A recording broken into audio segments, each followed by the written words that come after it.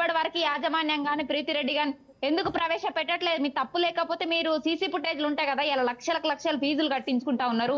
ఎక్కడ చూసినా బిల్డింగ్ల చుట్టూ సీసీ కెమెరాలు కనిపిస్తున్నాయి, అవి పని చేయట్లేదంట. పని చేయని కెమెరాలతో మీరెందుకు పని చేస్తున్నారు అసలు? కరెక్ట్.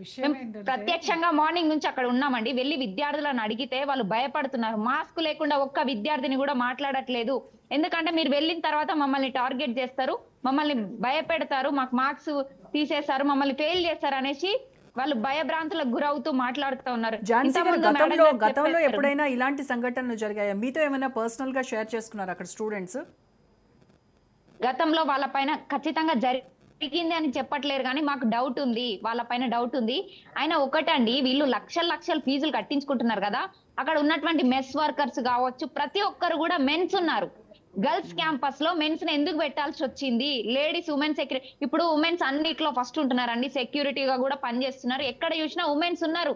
ఆ సోర్స్ ఉన్నప్పటికీ కూడా బాయ్స్ ని పెట్టాల్సినటువంటి అవసరం ఏమొచ్చింది? ఈ రోజు వాళ్ళని పెట్టిరు కాబట్టే కదా ఇంతవరకు వచ్చింది. యా, అండ్ బాత్రూమ్ లో ఉన్నటువంటి వెంటిలేటర్ పైన కూడా చేతి గుర్తులు కూడా ఉన్నాయి అని చెప్తున్నారు. ఝాన్సీ గారు చెప్పండి.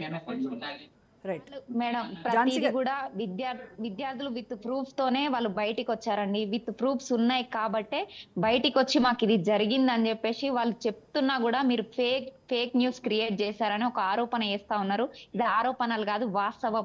ఆ జరిగిన సమస్య పైన ముందే యాజమాన్యం స్పందించి యాక్షన్ తీసుకునే విధంగా చర్యలు తీసుకుంటే అసలు ఈ రోజు విద్యార్థి పరిషత్ కావచ్చు, మీడియా కావచ్చు, డిపార్ట్మెంట్ అక్కడికి వెళ్లే పరిస్థితే ఉండకపోతుండే.